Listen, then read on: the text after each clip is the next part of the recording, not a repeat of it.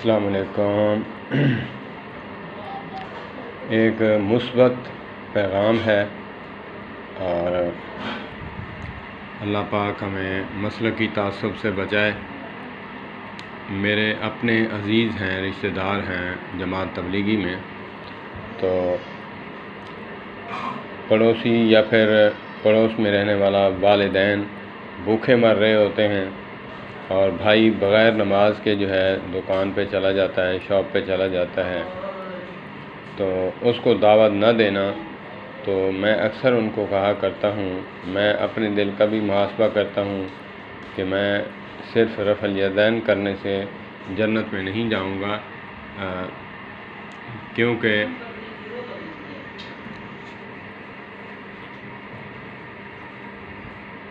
یا ایھا الذین آمنوا ادخلوا فی السلم کافہ، قرآن پاک کا حکم ہے۔ تو اسی لیے اپنے میرے عزیز ہیں، میں ان کو کہتا رہتا ہوں، میں کہتا ہوں کہ جہاں وہ آیت تقاضا کرتی ہے کنتم خیر امۃ اخرجت للناس تأمرون بالمعروف وتنہون عن المنکر، اور آگے اور سپارے میں ہے آیت کریمہ وَأَنذِرْ عَشِيرَتَكَ الْأَقْرَبِينَ، کہ اپنے عزیزوں کو بھی جو ہے نا ڈراؤ اور تبلیغ کرو، برے کام سے روکو، اچھے کام کی تبلیغ کرو۔ تو ایک آیت کو لینا، دوسری آیت کو چھوڑنا، یہ کہاں کا انصاف ہے؟ تو ہمیں ہر شعبے میں کام کرنا ہے، صرف ایک آیت کو جو ہے پر عمل کرنا۔ جہاں کنتم خیر امۃ اخرجت للناس کا تقاضا ہے، وہاں انذر عشیرتک الاقربین کا بھی تقاضا ہے کہ اپنوں کو بھی ڈراؤ۔ اپنے پہلو میں بھائی ماں جایا اور والدین بھوکے مر رہے ہیں، اور ہم جو ہے باہر جو ہے جماعت والوں کی، بیرون ملک سے آنے والوں کی نصرت کر رہے ہیں، کھانا پکا کر وہاں لے جاتے ہیں۔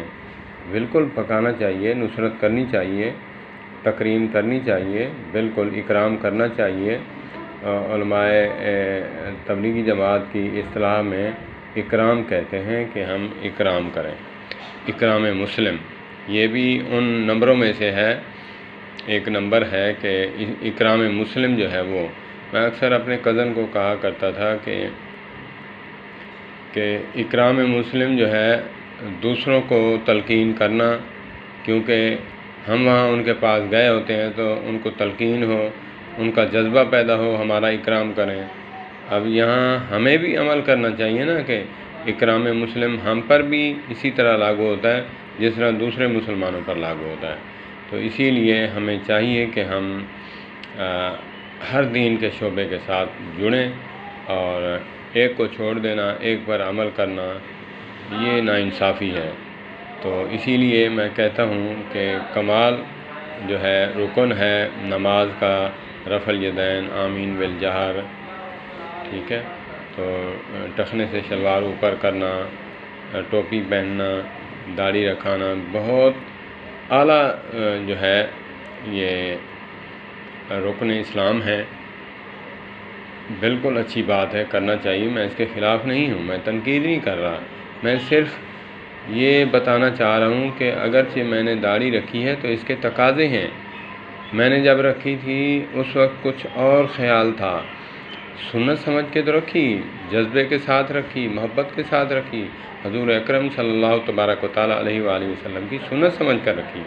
لیکن اب جب علماء کو جب سنا، جب تقاضے سنے کہ جب جو ہے انسان، ویسے تو داڑھی مونڈے پر بھی یہ تقاضے لاگو ہوتے ہیں، لیکن جو جیسے آپ سمجھ لیں کہ پولیس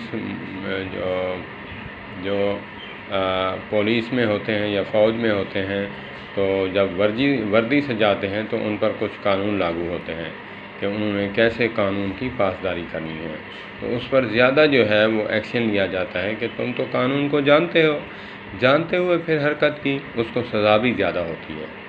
میں چھوٹا تھا، بچپن میں تھا، وہاں پہ الاؤ نہیں تھا فوج کو کسی ایریے میں جانے کا، کسی بستی میں جانے کا۔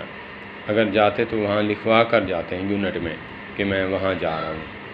تو اگر پتہ لگ جاتا تو ان کو جو ہے پٹھو لگواتے اور جو ہے کرالنگ کرواتے. اور میں خود بچپن میں نے دیکھا ہے، تقریباً 8-10 سال میری ایج ہوگی، تو میں اس وقت دیکھتا تھا. تو اسی لیے جو قانون میں رہ کر غلطی کرے اس کے لیے زیادہ جرم ہے. تو اسی لیے داڑھی والے پر زیادہ جو ہے تقاضا بنتا ہے کہ وہ سنت کو اور احکام شریعت کو زیادہ جاننے والا ہے، اس کو زیادہ عمل کرے، اس پر عمل کرے. کہتے ہیں نا کہ یہ مکتب عشق کا نرالا دستور ہے، جس نے سبق یاد کیا اسے چھٹی نہ ملی. صحابہ کرام فرماتے تھے ایک حدیث بھی ہم سن لیتے تو کہتے کہ بھائی مجھے اور حدیث تب بتانا جب اس پر عمل کر لیں. اللہ پاک ہمیں عمل کی توفیق عطا فرمائے. تو اسی لیے جہاں جو ہے رفع الیدین کا ثواب ہے، جہاں ٹخنے سے شلوار اوپر کرنے کا ثواب ہے، وہاں اخلاقیات بھی ثواب ہے. وہاں پڑوسی کے حقوق ادا کرنا بھی رکن اسلام میں سے ہے. اور جہاں جو ہے ہمیں سورۃ فاتحہ پڑھنا لازمی ہے نماز میں امام کے پیچھے، تو اسی طرح لازم ہے کہ ہم اپنے ماں جائے بھائی کے ساتھ بھی حسن سلوک کے ساتھ پیش آئیں، پڑوسی کے ساتھ بھی حسن سلوک کے ساتھ پیش آئیں. ہم سے جو ہے باہر ہم جاتے ہیں بیرون ملک میں یا پھر جماعت کے ساتھ سے روزہ لگاتے ہیں، تو وہاں پہ ہمیں کوئی نہیں جانتا ہمارے کرتوت. وہاں ہمیں جو ہے آنکھوں کی پلکوں پہ بٹھایا جاتا ہے. تبلیغ تو یہاں کرنا بہت مشکل اور گھٹن جو ہے ہوتا ہے، جہاں سب جب میں ایک قمیض میں تھا مجھے جانتے ہیں، تب ان کو جو ہے تبلیغ کرنا جو ہے بہت بڑا مشکل ہے. یہاں تھوڑا زور لگتا ہے، اسی لیے ہم میٹھا میٹھا ہاپھا پڑ کروا تھو. تو ہمیں چاہیے کہ ہم اپنے عزیز و اقارب کو ان کو بھی جو ہے دعوت دیں اور دوسروں کو بھی دیں. اسی لیے آقا کریم علیہ الصلوۃ والسلام کو حکم تھا اے میرے پیغمبر وانذر عشیرتک الاقربین، آپ اپنے اقربین اقربا کو ڈرائیے، تبلیغ کریے. اور جس طرح دوسروں کو تبلیغ کرنا جو ہے آپ پر فرض ہے، اسی طرح جو ہے اپنوں کو بھی جہنم کی آگ سے بچائیے، جنت والے بن جائیں. تو اسی طرح ہم باہر جاتے ہیں، میرے کرتوت کوئی نہیں جانتا، مجھے کوئی نہیں جانتا، واقف نہیں، تو میری میٹھی چپٹی باتیں سن کر جو ہے واہ واہ اچھا تو کرتے ہیں، پلکیں بچھاتے ہیں، لوگ اکرام بھی کرتے ہیں، محبت بھی کرتے ہیں، کیونکہ میرے کرتوتوں سے واقف نہیں ہوتے. میرا بھائی ہے، میرے کرتوتوں سے واقف ہے، وہاں میں تبلیغ نہیں کروں گا. وہاں اب جو ہے میں نے بھائی سے بیٹی لی ہوئی ہے، تو میں نے اس کی بیٹی کے ساتھ برا سلوک کیا ہوا ہے، مجھے کیا رفع الیدین جو ہے کرنا جو ہے وہ جو ہے فائدہ دے گا؟ کہ جب میں اپنے بھائی کی بیٹی کو اپنے گھر لے آیا بہو بنا کر، تو مجھے چاہیے کہ اس کے ساتھ حسن سلوک رکھوں اور بھائی کے تقاضے ہیں وہ پورے کروں، اور اپنی بہو کے ساتھ جو ہے حسن سلوک رکھوں، صلہ رحمی کے ساتھ رہوں. یہ کون پورا کرے گا؟ یہ فرشتے تو نہیں آئیں گے، یہ بھی ہم نے پورے کرنے ہیں. تو اسی لیے ہمیں چاہیے کہ ہم ان باتوں پر عمل کریں. اللہ پاک مجھے بھی عمل کی توفیق عطا فرمائے. والسلام علیکم ورحمۃ اللہ وبرکاتہ.